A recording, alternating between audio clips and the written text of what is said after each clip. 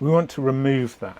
We want to remove anything that is unnecessary suffering, whether it's because we're motivated because we think we need to follow a specific path and we're following it and it's not really serving us. It's not serving the core light that is within you. Both of these new tools, this is amazing. This has got face tracking. It's a DJI Osmo. These are tools. This is a tool shed, not my tool shed. This is a tool. Pens. I've got a pen as well here somewhere. I haven't got a pen here. It's in my bag, which is another tool. How we've learned to navigate life. How we've learned to navigate the world and navigate our experience as human beings. We're tool makers.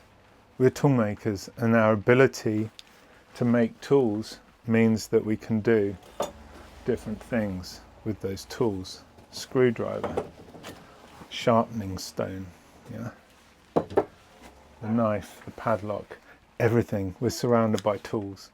What I work on, who I am at one level as a tool maker and a craftsman.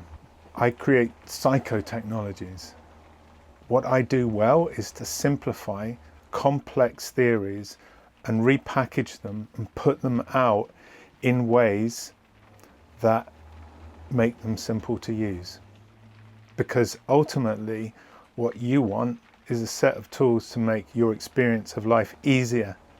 And the baseline of what I offer in many, many ways is about relating to life in a healthier way, in a clearer way, both to the conscious things that happen in life and the unconscious contents that arise.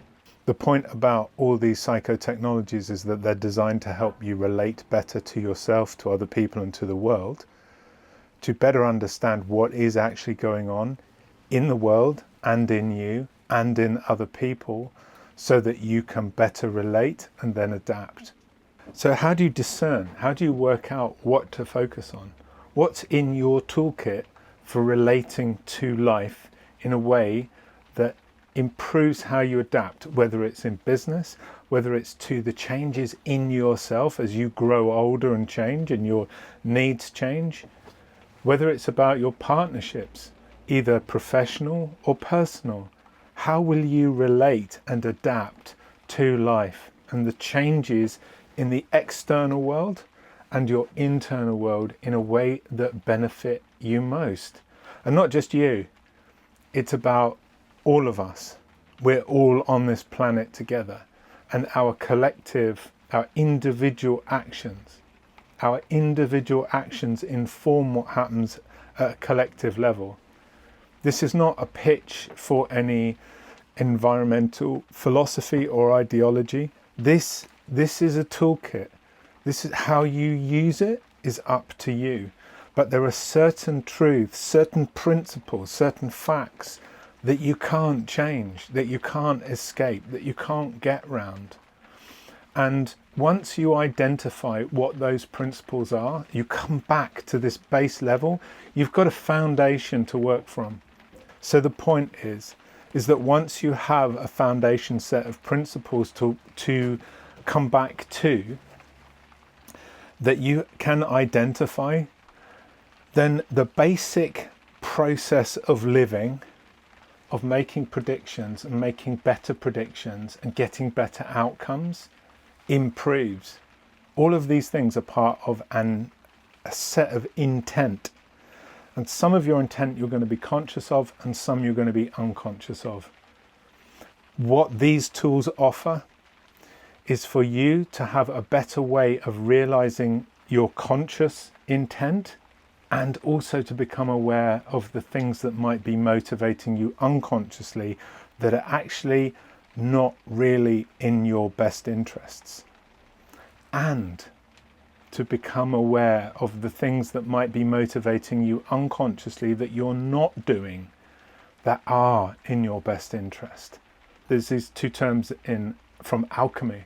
Solve et coagula is to dissolve, to take things apart into their constituent component pieces, and then to reassemble them in a way that works better. Once you know what those individual parts are, you can set to removing the impurities or the maladaptations or the dysfunctionality from each of them and recombine them to making a better way of being, a simpler way of being. That's really the goal. How do you simplify your approach to life in a way that leads you to having a better experience?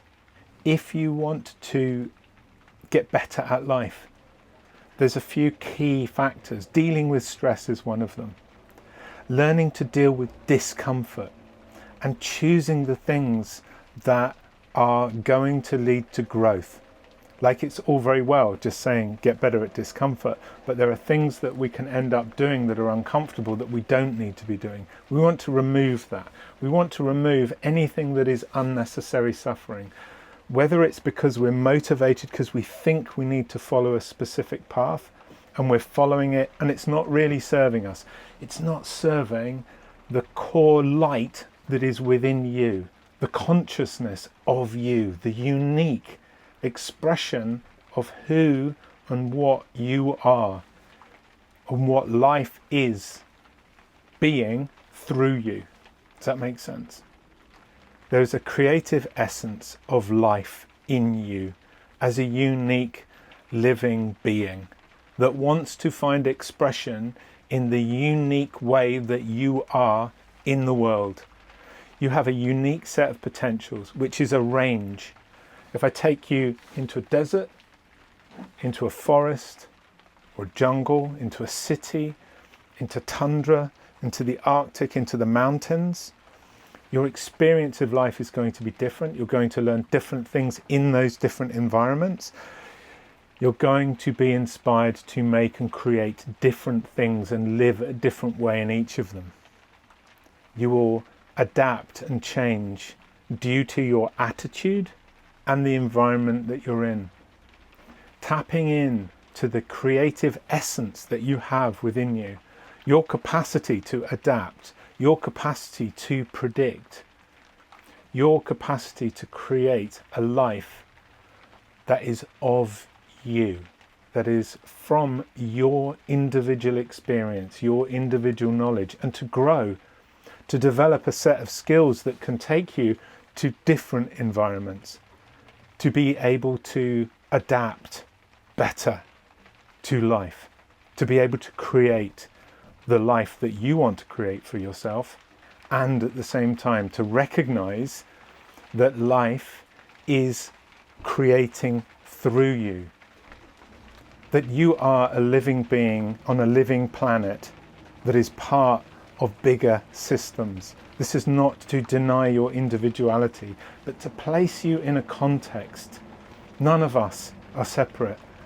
That's why, in part, places like this exist, to have community, to have connection, to reach out and connect with other like-minded people so that we can develop connections that maybe last a lifetime, that maybe last 5 minutes, but in some way move each of us as individuals forward, and to be able to collaborate where and when that feels right to do so, in order to create a world, environments, tools, skills, relationships that enrich our experience of life.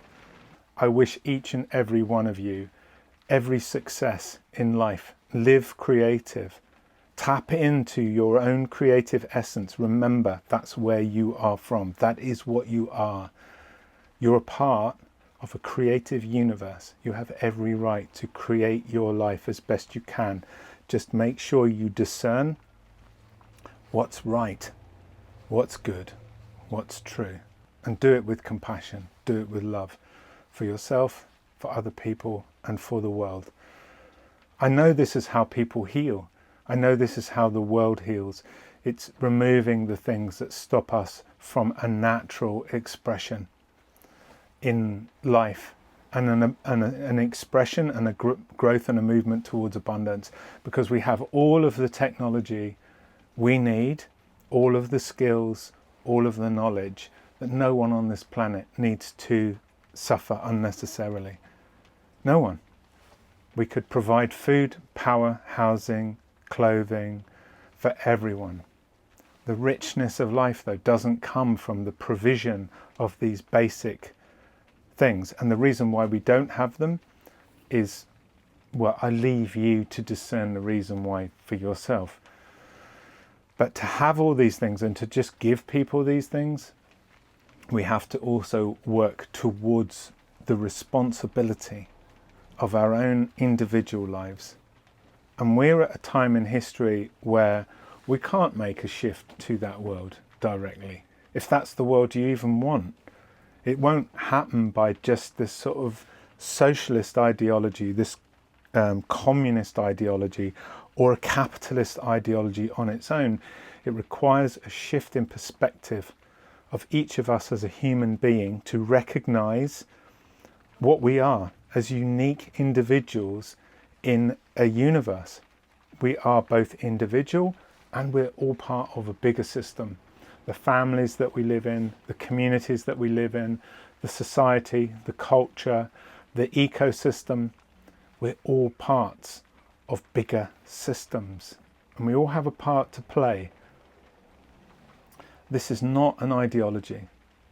This is not intended to be anything like this. This is a question to you, an invitation to heal and grow as an individual, and to recognize that you're part of bigger systems that can also heal and grow away from limitation and restriction and towards abundance and prosperity. We contain that each as an individual, we contain it on a bigger spectrum. How much you choose to participate is up to you. But the basic tools are here to help you in the first instance to heal and to grow. That's all I have to say. Thanks for watching. Bye for now.